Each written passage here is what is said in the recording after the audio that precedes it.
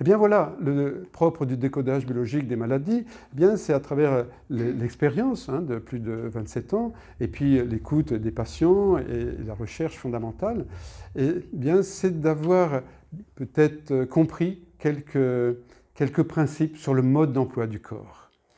Premier grand principe du mode d'emploi du corps, eh bien, ça va être de l'écouter. L'écouter, quoi qu'il exprime, quoi qu'il dise, il nous parle. Que ce soit des sensations, que ce soit des émotions, que ce soit des prodromes. Les prodromes, c'est des signes avant-coureurs de la maladie. Si on a un peu mal à la tête, on se sent fatigué, avant qu'arrive un cancer, un infarctus, un rhume ou un diabète, il y a toujours des petits signes avant-coureurs. Donc le corps, il se manifeste. Il nous dit des choses que nous négligeons la plupart du temps, qui ne nous intéressent pas. Car je crois que nous sommes de plus en plus dans une société extérieure, externisante. Avant, on disait métro, boulot, dodo, certains connaissent cela. Et maintenant, ça a été remplacé par écran, écran, écran. Écran de téléphone dans le métro, écran d'ordinateur au boulot et écran de télévision dans le dodo. Ces écrans qui nous amènent à l'extérieur, alors le corps nous ramène à l'intérieur, puisqu'il est lui-même un écran de notre inconscient. Le corps est un écran de notre inconscient, de notre vie intérieure. Et il attire notre attention. Donc, mode d'emploi du corps, c'est le corps lui-même. C'est le corps lui-même, c'est le langage du corps. C'est la sensation, et nous le savons très bien. Si j'ai soif, eh bien, c'est un langage du corps. Ça veut dire que mon corps est déshydraté. C'est tout bonnement scientifique, du bon sens. Et lorsque nous avons la négligence d'écouter la sensation du corps, eh bien, le corps augmente ce langage. Il intensifie son langage. Il exagère son langage pour encore plus attirer notre sensation. Pourquoi? Pourquoi cela? Eh bien, ce que je crois avoir compris, c'est que le corps, c'est l'ensemble de nos besoins d'adaptation au monde extérieur. Et en permanence, nous cherchons à être adaptés au monde extérieur. S'il fait chaud, nous transpirons. Si il fait sec, eh bien, nous avons soif et nous allons boire.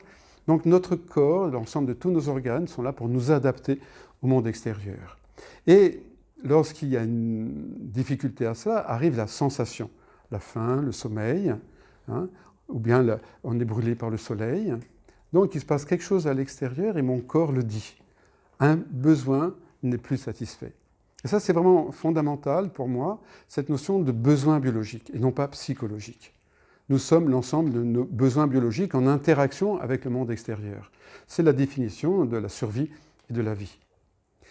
Et si nous satisfaisons ces besoins biologiques instant après instant, eh bien, nous ne serons jamais malades, nous ne serons jamais en dette.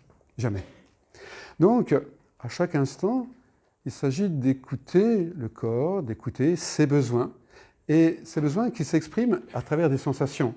Dans l'estomac, dans la vessie, quand elle est pleine, dans le rectum, lorsqu'il est plein, au niveau de la peau, lorsqu'elle tremble, c'est le besoin de chaleur, on a froid. Lorsque eh bien, la gorge est sèche, c'est le besoin de boire, l'estomac appelle, c'est le besoin de manger.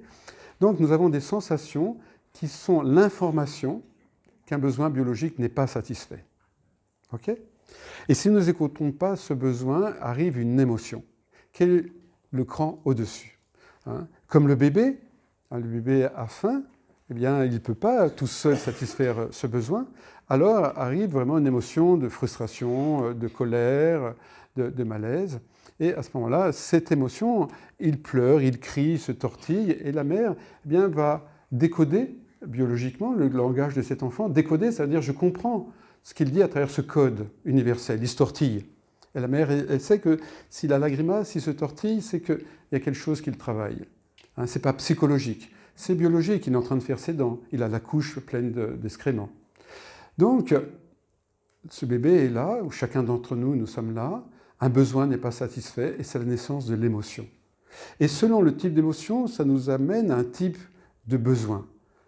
Qu'est-ce que c'est que l'émotion et le besoin? C'est la même chose, c'est les deux faces de la même pièce. Et le décodage biologique, eh bien, il va faire le lien entre les symptômes et les émotions, et on va un peu plus loin entre les émotions et les besoins. L'émotion est la trace consciente d'un besoin biologique satisfait, si l'émotion est agréable, comme lorsqu'on est repu, lorsqu'on est reposé, eh bien, il y avait un besoin biologique de détente, de manger, etc. Si c'est satisfait, ben, l'émotion est agréable. S'il n'est pas satisfait, l'émotion est désagréable. Donc nous sommes l'ensemble de nos besoins. Nous avons à satisfaire nos besoins, ou ceux du bébé, si nous en sommes le parent. Et à ce moment-là, l'émotion se transforme et tout va bien. Donc il y a ces trois langages, sensation, émotion. Troisième langage, eh bien, c'est le cran au-dessus, c'est la maladie, c'est le symptôme. Donc ça veut dire que si je n'ai pas écouté l'émotion avant, eh bien, il y a le danger qu'arrive la maladie. Si je n'ai pas écouté la sensation, va arriver l'émotion. La sensation eh bien, de creux à l'estomac, je ne l'écoute pas, je ne le satisfais pas, eh bien arrive cette frustration, cette colère, ce ressentiment ou autre chose, qui va me pousser eh bien, à satisfaire ce besoin, à manger ou autre chose, selon le type de besoin. Et le cran au-dessus, eh bien, ça va être le symptôme et la maladie. Donc, mode d'emploi eh bien, du corps, c'est « reviens à toi ». Les écrans extérieurs ne te parlent pas de toi. Ils t'éloignent de toi.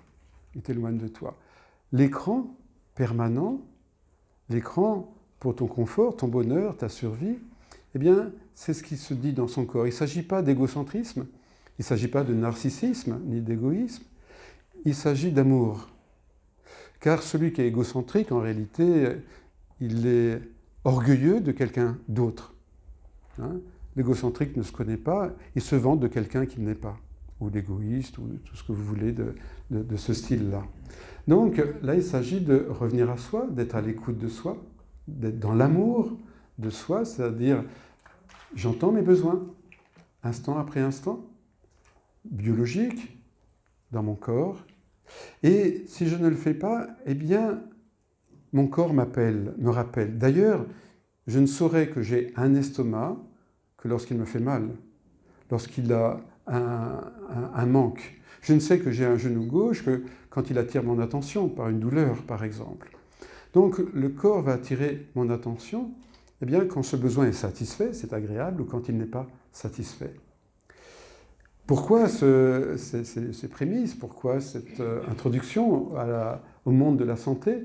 Eh bien, parce que ça va être la vérification dans le cabinet du thérapeute en décodage biologique.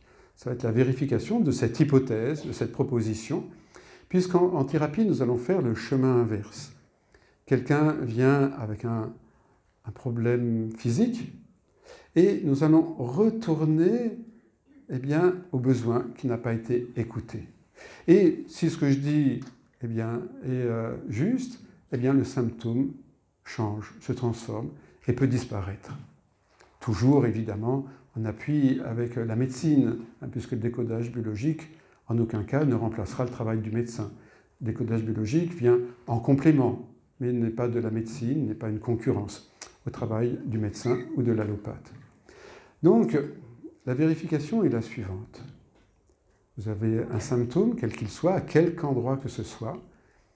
Eh bien, l'hypothèse, c'est que cet organe qui est malade en ce moment n'a aucune autonomie, aucune initiative. La proposition, c'est que tous les organes sont reliés au centre, à l'essence, et qu'aucun organe ne décide d'avoir mal par lui-même, ne décide de faire un cancer par lui-même, ou une angine, ou une grippe, ou autre chose. Il n'a pas d'initiative. D'ailleurs, si ma main bouge, c'est parce que le cerveau le lui demande, parce que mon intention le lui demande aussi. Donc, tout organe n'est que l'effecteur, n'est que la conclusion de quelque chose qui se passe avant. Hein, que ce soit une main qui bouge, que ce soit ma peau qui bronze, en aucun cas, ma peau va décider de bronzer. Jamais, ni la vôtre, ni celle de personne. Elle bronze parce qu'elle réagit au soleil.